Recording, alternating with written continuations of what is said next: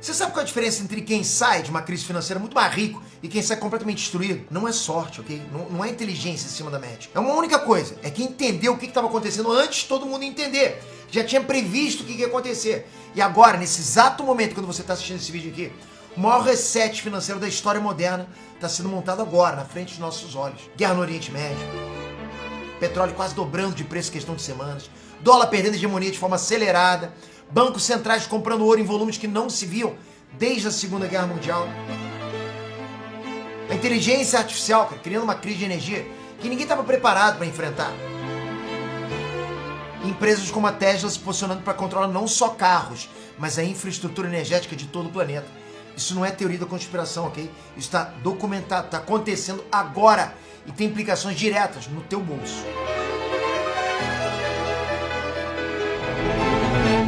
Fala galera, Trantes, Peter aqui. Galera, hoje eu quero conversar com vocês de algo que eu venho estudando já tem alguns meses e que me tirou o sono várias vezes, de verdade. O grande reset financeiro global. Não aquele reset do Fórum Econômico Mundial, né, que virou meme nas redes sociais, não é isso. Eu tô falando realmente de algo documentado, real, mensurável, ok? Que tá acontecendo agora, em múltiplas camadas ao mesmo tempo, direto, na frente dos nossos olhos. E que tem implicações diretas para quem tem dinheiro, para quem quer construir patrimônio, para quem está tentando entender onde o mundo está indo. Nos últimos 80 anos, o mundo funcionou dentro de um conjunto muito claro de regras. O dólar era a moeda do planeta. Os Estados Unidos, eles eram a potência incontestável, sempre foi assim, entende? A globalização significava produzir onde era barato e vender onde era caro. Cadeias de suprimentos espalhadas pelo mundo inteiro eram consideradas eficientes e seguras. E essas regras sustentaram décadas de crescimento, de comércio, de relativa estabilidade global. Sempre foi assim, né? Desde que a gente se conhece por gente, as regras são essas. E essas regras estão acabando. E quando as regras mudam, o capital migra. É normal, sempre migrou. E vai migrar de novo. A questão não é se isso vai acontecer, a questão é para onde que vai o dinheiro. Quem vai ganhar e quem vai perder. Antes de mergulhar fundo nesse tema, eu quero saber onde que você está nessa história. Já está posicionado em algum ativo real? Ouro, commodities, mineradoras? Ou você ainda está tentando entender o que está acontecendo? Comenta aqui embaixo que eu quero muito entender em que fase do entendimento você está agora. Vamos lá. Existe um pesquisador que passou 50 anos estudando ciclos econômicos desde 1350. O nome dele é Ray Dalio. E ele identificou o que chama de Big Cycle, né? O grande ciclo. Segundo ele, esses momentos de ruptura acontecem a cada 75 a 100 anos. E sempre seguem o mesmo padrão, sempre. Ele estudou e viu que sempre tem um padrão. É uma potência dominante, acumula dívidas demais. Começa a imprimir moeda para cobrir o rombo. Perde confiança dos credores internacionais.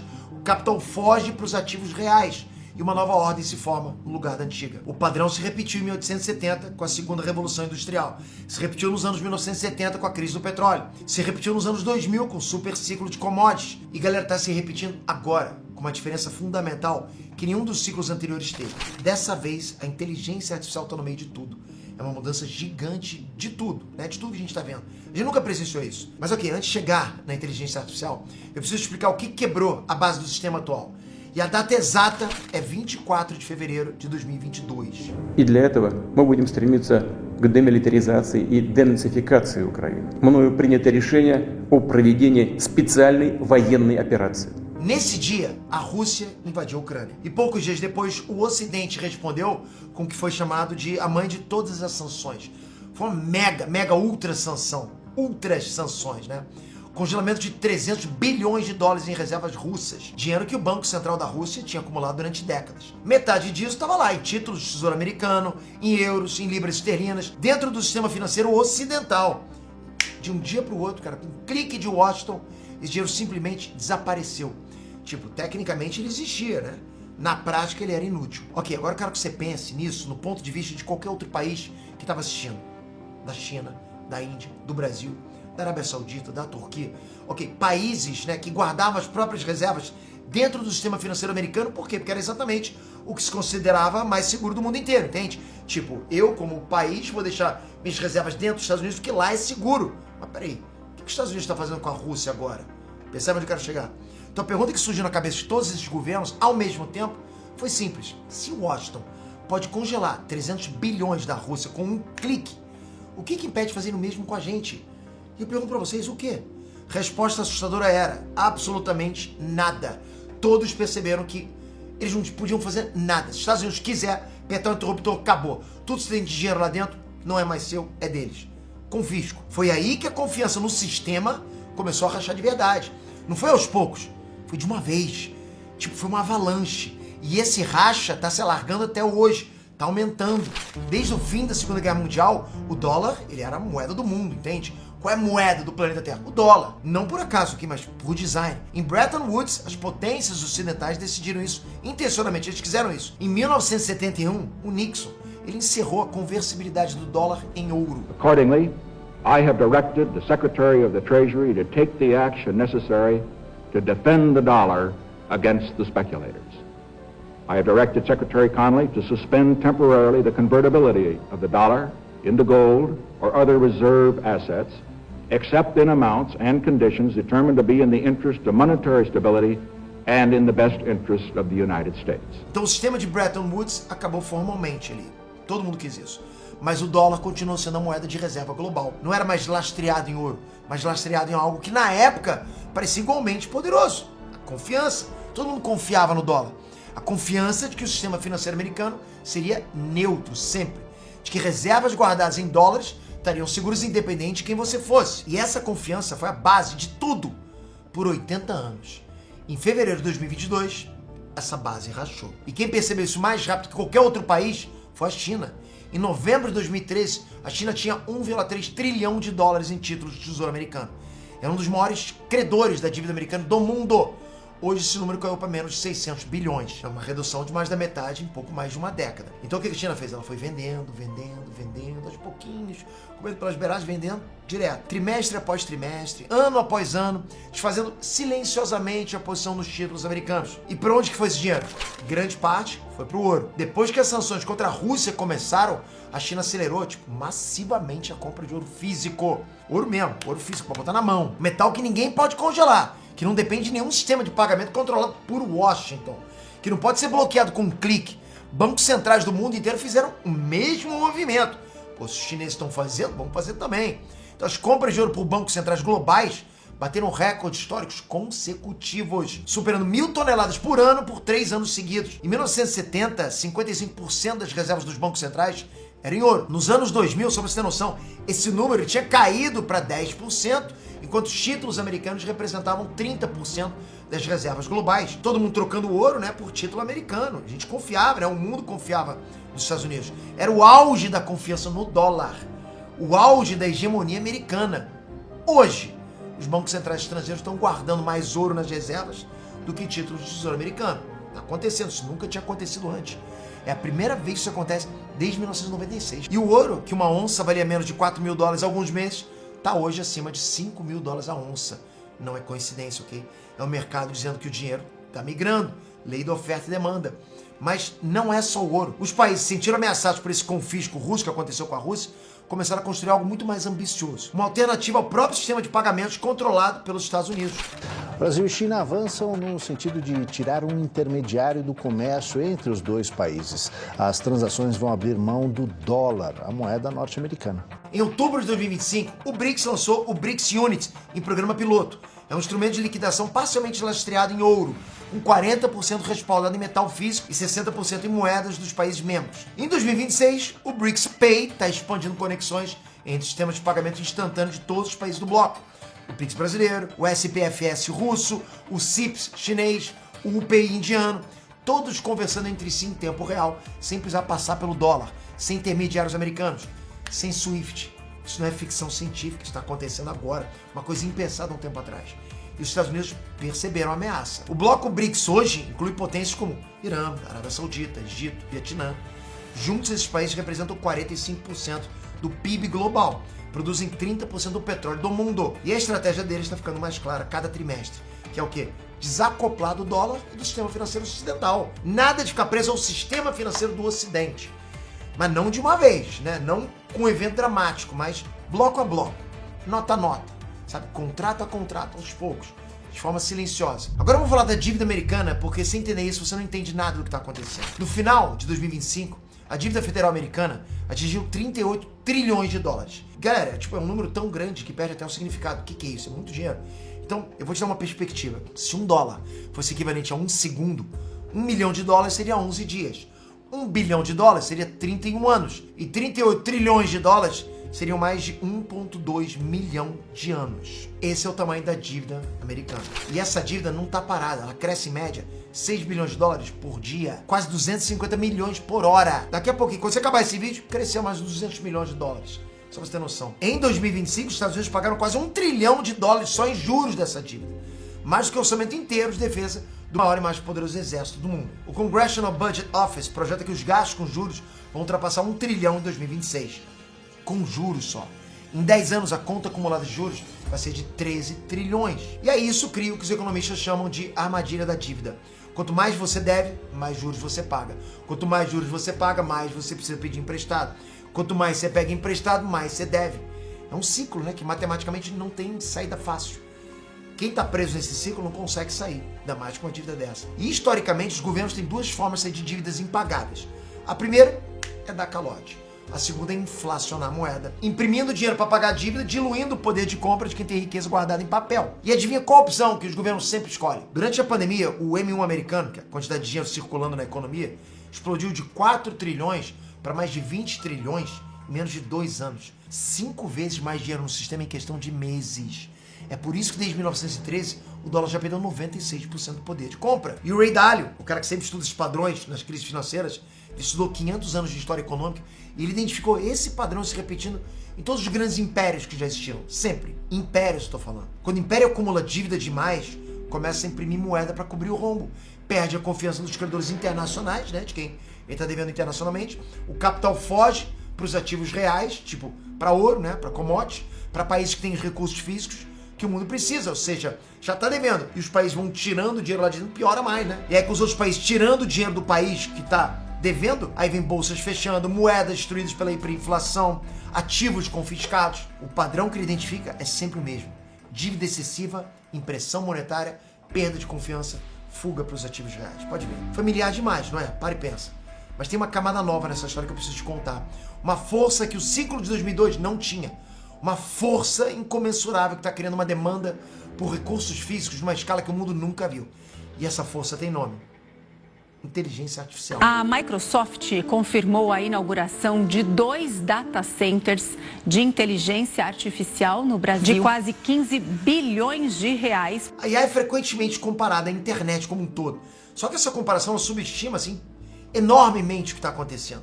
A internet mudou como a gente se comunica, mudou como a gente acessa informação. A inteligência artificial está mudando a capacidade cognitiva humana em si, a forma da gente pensar.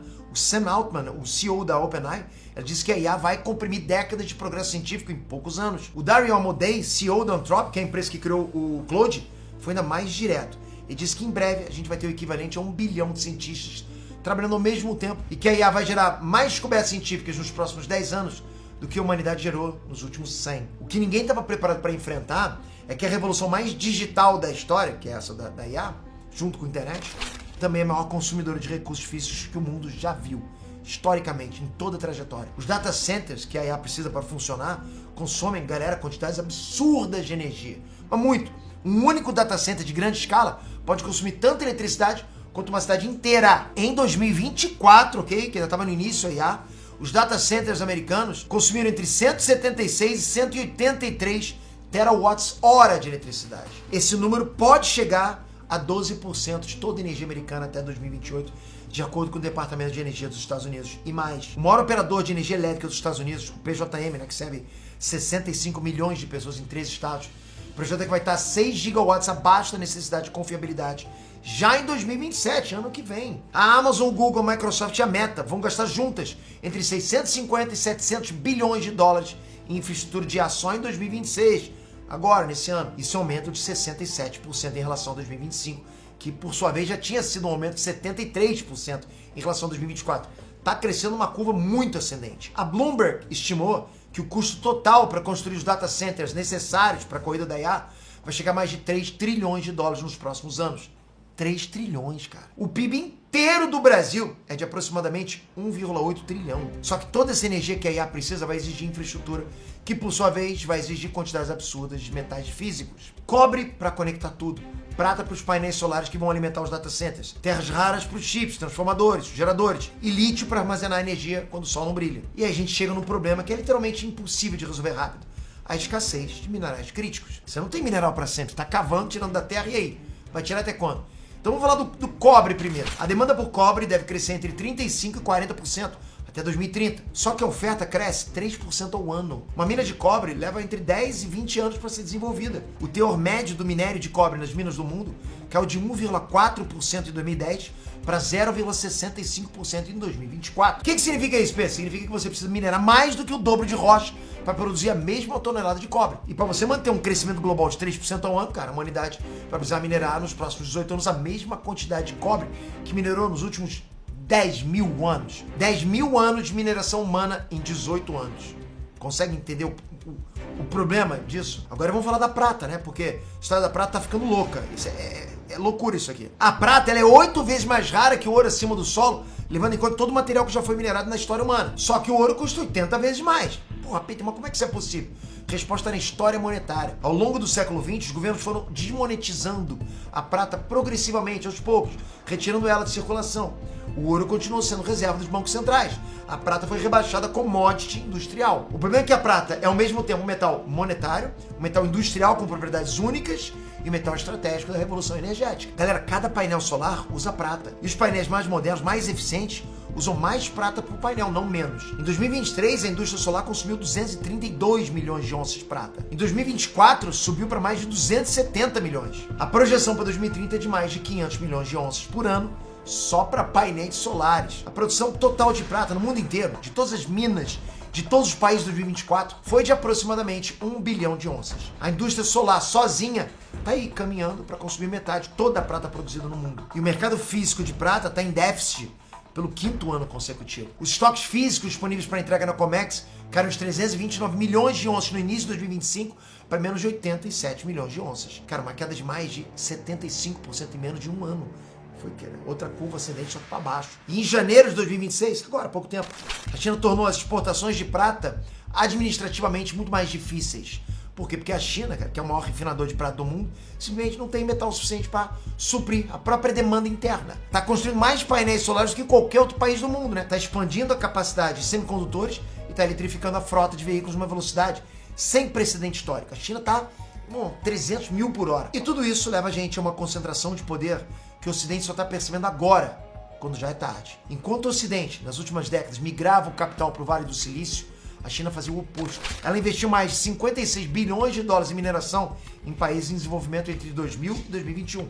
E hoje controla o refino de 19 dos 20 minerais estratégicos mais importantes do mundo. Em dezembro de 2024, a China anunciou restrições às exportações de galho, germânio e antimônio para os Estados Unidos. Em 2025 foi ainda mais longe. A China impôs restrições sobre mais de 20 minerais críticos. Então a mensagem era clara. Você bloqueia a gente nos chips avançados, a gente bloqueia você nos materiais que vocês precisam para fazer os chips. Olha aí. Deng Xiaoping, o líder que transformou a China numa potência econômica, disse uma frase em 1992 que na época pareceu obscura. Ele disse o seguinte: o Oriente Médio tem petróleo, a China tem terras raras. Ninguém entendeu o que ele quis dizer. Hoje todo mundo entende. E é aqui que a guerra Estados Unidos versus Irã entra nessa história. Porque ela não está acontecendo no vácuo. Está acontecendo num momento de fragilidade máxima do sistema ocidental. Porque com o conflito, né, entre Estados Unidos e Israel contra o Irã, o Estreito de Hormuz, que é por onde passa 20% do petróleo global todos os dias, foi efetivamente fechado. O preço do barril de petróleo quase dobrou em semanas. A Arábia Saudita teve que paralisar operações, cara, na maior refinaria de petróleo deles. O Catar suspendeu a liquefação de gás. E países que dependiam dessas exportações, tipo Índia, Japão, Coreia do Sul e boa parte da Europa, se viram lá no meio de uma crise energética brutal. Olha, essa guerra, e de verdade, independente de quem iniciou essa guerra e dos motivos geopolíticos por trás, acelerou algo que já estava em movimento. A percepção de que depender de cadeias de suprimento concentradas em regiões instáveis é uma vulnerabilidade fatal. Países, empresas e investidores que entenderam isso estão correndo para os ativos que oferecem independência, energia local, metais físicos e infraestrutura própria. Olha o padrão acontecendo de novo. E é exatamente aqui que a Tesla entra na história de uma forma que a maioria das pessoas ainda não entendeu. A maioria das pessoas ainda pensa na Tesla tipo como uma montadora de carros elétricos, né? Essa é uma leitura defasada, cara, antiga. Tá ficando pra trás com essa leitura aí.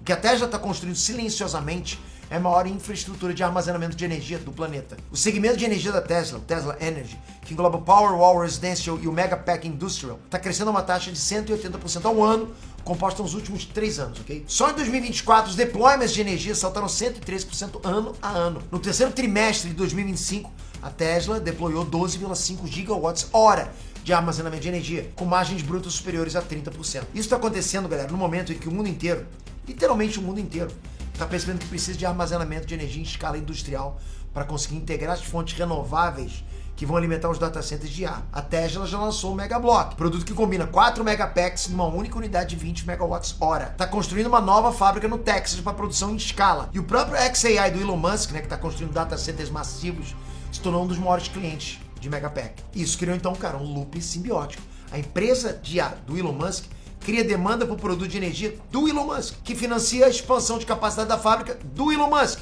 que supre a demanda dos data centers de IA do Elon Musk. Então repara na estrutura que está sendo construída aqui, entende? Carro elétrico que coleta dados de direção, software de direção autônoma que processa esses dados, data center que roda o processamento de IA, Megapack que armazena energia que alimenta o data center, painel solar que carrega o Megapack, rede de carregamento que conecta os carros. É um ecossistema de energia e mobilidade fechado, cara. E quem controlar essa infraestrutura vai controlar uma parcela significativa do sistema nervoso energético de países inteiros. Mas não é só a Tesla. O que está acontecendo é mais amplo. O mundo está entrando em algo que analistas chamam de superciclo de infraestrutura energética. A Oxford Economics calculou que o investimento em construção física de data centers nos Estados Unidos foi de 2 bilhões por ano em 2014.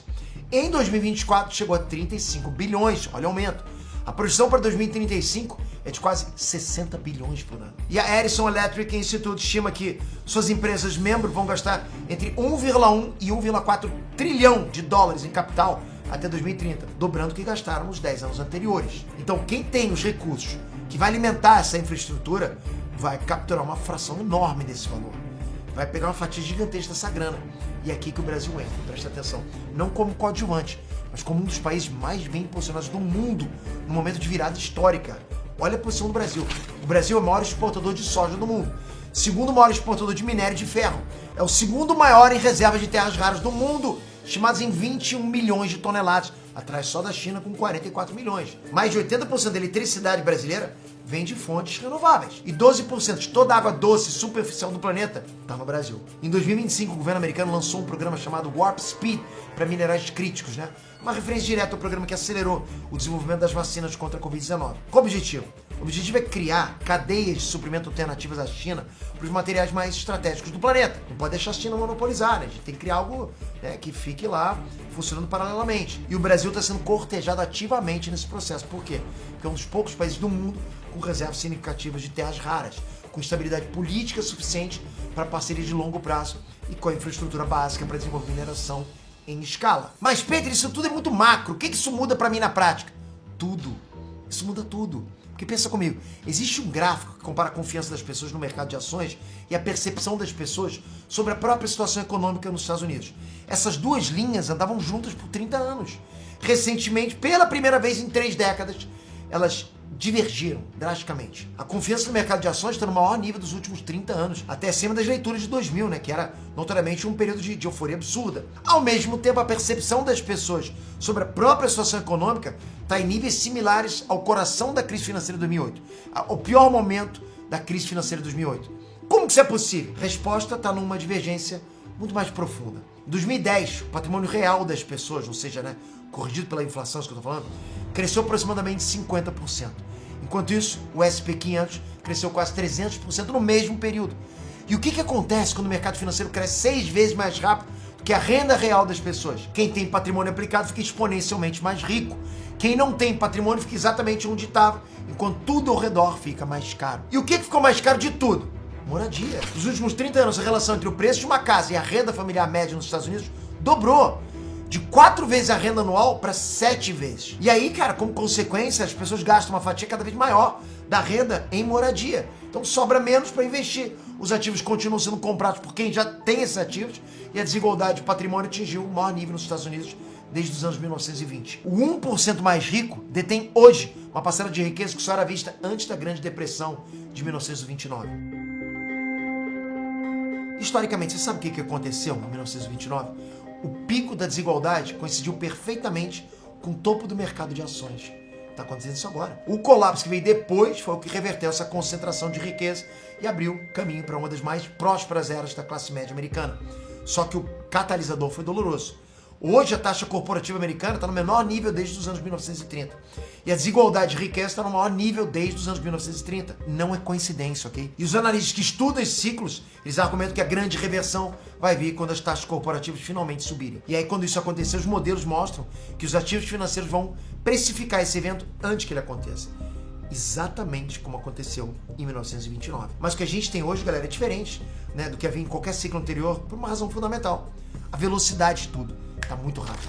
A velocidade com que a IA está avançando comprime os ciclos históricos. O que levaria décadas para acontecer está acontecendo em anos. A crise energética que a IA está criando é imediata, é agora. O aumento de preço de energia já está chegando na conta de luz das famílias americanas. A EIA, né, a Agência de Informação de Energia dos Estados Unidos, projeta que os preços de eletricidade vão continuar subindo acima da inflação, pelo menos até 2026. No PJM, né, que é o maior operador de rede elétrica dos Estados Unidos, os custos de capacidade adicionados pelos data centers de IA foram estimados em 9,3 bilhões de dólares para 2025 e 2026. Significa cerca de 18 dólares a mais por mês na conta de luz de famílias no Maryland Ocidental. 16 dólares a mais em Ohio. Isso parece pouco pra caramba, né? Mas é o começo e vai aumentar. Sam Druckenmiller, provavelmente um dos melhores investidores da história, com 30% de retorno anualizado por 30 anos sem um único ano negativo, disse recentemente que por muitos anos o macro não importava muito nas decisões de investimento, mas que acredita agora que o jogo mudou, que o mundo não funciona mais dessa forma. E até o final de 2024, a carteira dele era basicamente IA e NVIDIA. No começo de 2026, ele mudou completamente. Hoje a carteira dele está totalmente migrada para Japão, Coreia, Brasil e commodities, especialmente cobre e ouro. Isso é uma aposta clara contra o dólar, que eu falei. Essa não é uma mudança tática, é uma mudança estrutural. Então, pensa no que a gente tem até aqui. Um sistema global que rachou em 2022. Um dólar perdendo hegemonia. Bancos centrais comprando ouro em volumes recordes. Países construindo alternativas ao sistema de pagamentos americano. Os Estados Unidos presos numa armadilha de dívida que historicamente só tem uma saída, imprimir mais dinheiro. Uma revolução de IA criando uma crise de energia que ninguém esperava. Uma escassez de minerais críticos que levou 30 anos para ser construído e não tem solução rápida. Uma guerra no Oriente Médio que fechou o maior estreito de petróleo do mundo e quase dobrou o preço do barril. Empresas como a Tesla ali no sapatinho, silenciosamente construindo o controle da infraestrutura energética de países inteiros. Mistura tudo isso, cara. Tudo isso está empurrando trilhões de dólares em direção a ativos que não podem ser impressos, não podem ser congelados e não dependem da boa vontade de nenhum governo. Por isso que a galera está migrando para esses ativos. Agora deixa eu dar um mapa básico de como que esse ciclo se traduz em ativos reais. Não é recomendação de investimento, ok? Cada situação é diferente. É uma forma de você entender como pensar sobre o que está acontecendo. O ciclo de commodities se move em camadas. A primeira camada já se moveu, o ouro físico e os ETFs de ouro. Quem estava posicionado antes de 2022 já capturou boa parte desse movimento, né? A segunda camada, né, está se movendo agora, que é o quê? As grandes produtoras de commodities. Empresas ligadas a petróleo, minério de ferro, metais industriais. São os ativos que o capital estrangeiro compra primeiro quando quer exposição a emergentes e commodities ao mesmo tempo. E existe uma terceira camada que o mercado ainda não precificou completamente. As mineradoras de médio porte, com ativos em países com estabilidade política e metais estratégicos. Então aqui tem uma lógica financeira importante que a maioria das pessoas não conhece. Quando o preço do ouro dobra, o lucro de uma mineradora de ouro não dobra. Ele multiplica muito mais. Por quê? Porque os custos operacionais da mineradora são relativamente fixos, né? Para você minerar o ouro, sendo caro ou barato, é a mesma coisa. Então você imagina uma mineradora que extrai ouro lá com custo de $1.200 por onça. Com ouro a 2.000, a margem dela era de $800 por onça. Com ouro a 5.000, a margem dela é de $3.800 por onça. O ouro subiu 150%. A margem subiu 375%. É uma alavancagem natural que faz o preço das ações de mineradoras subir muito mais do que o próprio metal quando o ciclo está favorável. Isso é impressionante, cara. No ciclo de 2000 e 2011, o ouro físico subiu 660%. As mineradoras de ouro subiram 1.475%. Olha a diferença. Quase 2,2 vezes o desempenho do metal, cara. Subiu muito mais. Se esse padrão histórico de alavancar se repetir no ciclo atual, as mineradoras de ouro têm um gap, cara, potencial gigante em relação ao metal que ainda não foi precificado pelo mercado. Mas voltando ao cenário mais amplo, porque ainda tem uma peça, uma última peça desse quebra-cabeça que eu preciso colocar na mesa. E essa peça é que conecta tudo que a gente falou. O grande reset financeiro que a gente está vivendo não é um evento, é um processo. E esse processo tem pelo menos 4 cenários possíveis, dependendo de como as peças se encaixarem. O primeiro cenário é o que a gente pode chamar de transição ordenada. O dólar perde hegemonia gradualmente ao longo de décadas. Um sistema multipolar emerge com o dólar, o yuan, o euro, talvez um instrumento lastreado em ouro, todos competindo como reservas globais. A riqueza migra para ativos reais de forma gradual. Os países que têm os recursos físicos que a IA e a transição energética precisam, crescem. O Brasil, a Austrália, o Canadá, países ricos em commodities estratégicas, se beneficiam. É doloroso, mas é gerenciável. O segundo cenário é o que a gente pode chamar de implosão da dívida americana. Os Estados Unidos chegam num ponto onde os juros da dívida consomem uma fatia tão grande da arrecadação que o governo precisa imprimir quantidades insustentáveis de dinheiro. O dólar perde valor aceleradamente, né? Rápido. Aí, a inflação volta com força. Os ativos financeiros americanos perdem muito valor em termos reais. Quem tem ouro, prata, commodities, ativos e moedas que não o dólar, sai muito melhor nessa aí. O terceiro cenário é o que a gente pode chamar de ruptura tecnológica. A IA avança tão rápido que reorganiza completamente a produção econômica. Países e empresas que controlam a infraestrutura de IA, os dados, os chips, né, o armazenamento de energia, esses países emergem como as novas potências dominantes. A Tesla controla a rede de energia.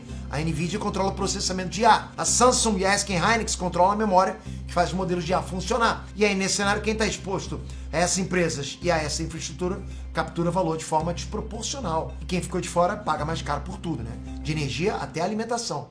O quarto cenário, o mais sombrio, é o que a gente pode chamar de conflito prolongado e fragmentação. A guerra no Oriente Médio se estende, mais rotas comerciais são perturbadas, a fragmentação do sistema de comércio global acelera, a inflação se torna um problema crônico nas economias ocidentais. Os mercados emergentes ricos em commodities se beneficiam no curto prazo, mas a instabilidade global cria volatilidade extrema. E aí, nesse cenário, preservar patrimônio se torna muito mais importante do que crescer patrimônio. Ouro, prata física, imóveis e localizações estratégicas, ativos e moedas de países com baixa dívida. Bom, a realidade, como sempre, vai ser alguma combinação, né, desses quatro cenários.